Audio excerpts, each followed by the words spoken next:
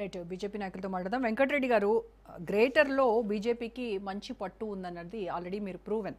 ఎందుకంటే గత గ్రేటర్ ఎలక్షన్స్‌లో మీకు వచ్చినటువంటి సీట్లు కావచ్చు, పెరిగినటువంటి ఓటు బ్యాంక్ కావచ్చు, దానికే ప్రత్యక్ష సాక్ష్యం. సో అదే అదనుగా మరింత ముందుకెళ్ళాలి, ఇంకా ఓటు బ్యాంకు పెంచుకోవాలి అనేటువంటి దీంతోనే ఇప్పుడు మోదీ రాకకి లింక్ పెడతా ఉన్నారు. అంటే ఇది కేవలం ఒక ఎలక్షన్ స్టంట్ మాత్రమే. ఇప్పుడు గుర్తొచ్చిండ్రా తెలంగాణ ప్రజలు ఏమిచ్చారని, ఏ మొహం పెట్టుకొని వస్తారు ప్రధాని అని కూడా ఘాటు కామెంట్స్ కూడా చేస్తూ ఉన్నారు. అంటే మే 9న వచ్చి 7,000 కోట్ల పనులకు ఆయన శంకుస్థాపన చేయడం వెనక పెద్ద వ్యూహమే ఉంది అనేది వస్తున్నటువంటి వార్తలు. ఏం చెప్తారు? ఇప్పుడు ఒకటి రోజా మేడం, మీరు చెప్పిన దాంట్లో చిన్న సవరణ ఏంటంటే, గౌరవ ప్రధానమంత్రి గారు మోదీ గారు 10వ తేదీన వస్తున్నారు, 9వ తేదీ కాదు. అది ఒకటి సవరించుకోవాల్సినటువంటి అవసరం ఉంది. ఓకే. రెండవది ఏంటంటే, మోదీ గారు కేవలము 3 కార్పొరేషన్ల ఎన్నికల కోసం వస్తున్నాడు అనుకోవడం పొరపాటు. మొత్తం యావత్ తెలంగాణ యొక్క ప్రజానికం రాష్ట్రంలో ఉండేటువంటి సమస్యలు, రాజకీయ పరిస్థితులకు ఒక అంచనాకు వచ్చిన తర్వాతనే మోదీ గారు ఈ ప్రయాణం 2.5 సంవత్సరాల తర్వాత, 3వసారి ప్రధానమంత్రి అయిన తర్వాత తెలంగాణను సందర్శిస్తున్నటువంటి ఒక సందర్భము, దాన్ని గుర్తుంచుకోవాలి. రెండవది, ఈ జరిగినటువంటి 5 ఎన్నికలు, రాష్ట్రాల ఎన్నికల లోపల ఫలితాలు 4వ తేదీన వస్తాయి. మేము ఒక్క రాష్ట్రం తప్ప మిగతా అన్ని రాష్ట్రాల్లో భారతీయ జనతా పార్టీ మాకు విశ్వాసం ఉంది, బలమైనటువంటి సంకేతాలు ఉన్నాయి. మా ప్రభుత్వాలు, కూటములు కానీ అధికారంలోకి వచ్చేటువంటి అవకాశం ఉంది. కేరళలో కూడా మేము గణనీయమైనటువంటి అభివృద్ధిని ముందుకెళ్తున్నాము అనేటువంటిది, ఓట్లు సీట్లలో కూడా పెరుగుదల కనపడుతుంది అనేటువంటిది మా అంచనాలు మాకున్నవి. అది ఎవరు ఏకీభవించినా ఏకీభించకపోయినా. కాబట్టి కరెక్ట్గా 4వ తేదీ అర్ధరాత్రి వరకు వచ్చిన ఫలితాల తర్వాత మోదీ గారు ఆ రాష్ట్రాలలో జరిగేటువంటి ప్రభుత్వాల ఏర్పాటు ఏదైతే ఉందో, ముఖ్యమంత్రుల ప్రమాణ స్వీకారం అయితే ఉందో, వాటికి వెళ్ళేటువంటి అవకాశాలు ఉన్నాయి. మాకు ఉన్నటువంటి పార్టీ అంచనాలు. ఆ గ్యాప్ పోయిన తర్వాత, వెళ్ళిన తర్వాత 10వ తేదీ నాడు తెలంగాణ ముహూర్తం పెట్టుకున్నాం. మేము తెలంగాణ మీద కాన్సన్ట్రేషన్ ఉంటుంది మాకు ఇప్పటి నుంచి.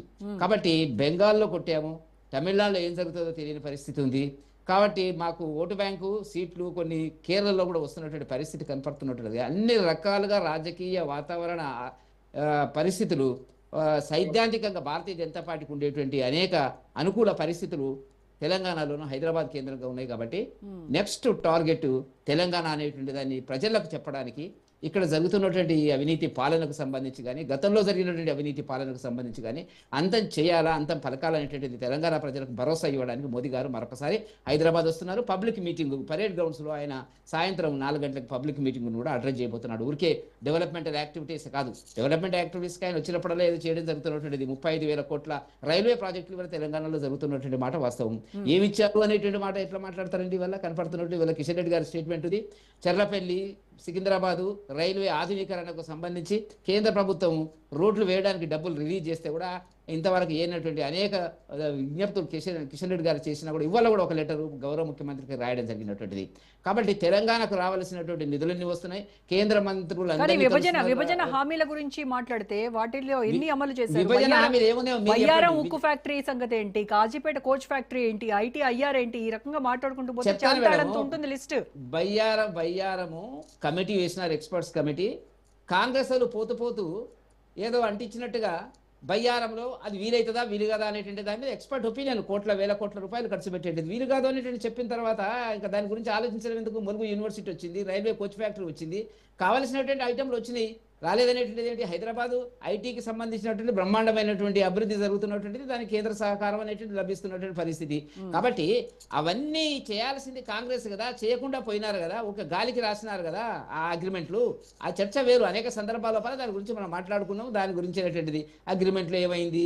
175 సీట్లు పెరగాలి తెలంగాణకు, అసెంబ్లీ సీట్లు. మరి కాంగ్రెస్ పోతూ ఎందుకు చేయలేదు ఆ మాట? చేయకుండానే పోయినారు. కాబట్టి వల్ల దుమ్మెత్తిపోయడం కాదు, అన్ని రాష్ట్రాలతో సమానంగా రావాల్సినటువంటి నిధులని ప్రత్యేకంగా ఇప్పుడు మీకు ఓఆర్ఆర్ ఉంది, దానికి సంబంధించిన నిధులు 20-25 కోట్ల రూపాయలు అనేక సందర్భాల్లో కిషన్ రెడ్డి గారు చెప్పడం జరిగినటువంటిది, రిలీజ్ చేస్తున్నటువంటి సందర్భము.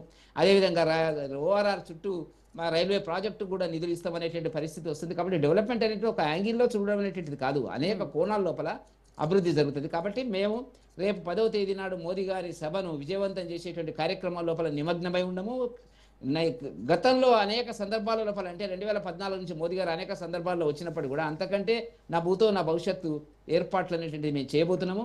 తెలంగాణ ప్రజలకు భవిష్యత్తు వాణి, భవిష్యత్తు దిక్సూచి భారతీయ జనతా పార్టీ అని చెప్పడానికి చేసేటువంటి ఒక ప్రయత్నంలో భాగంగానే 5 ఎన్నికలు జరిగిన తర్వాత మోదీ గారు తెలంగాణను ఎన్నుకున్నారంటే దాన్ని మీరు ఆలోచించుకోవాలా, ఊహించుకోవాలా, దాని సంకేతం ఏందనేటువంటి తెలంగాణ ప్రజలకు ఇవ్వబోతున్నాం అనేటువంటి చాలా స్పష్టంగా మాకున్నటువంటి ఒక ఆలోచన.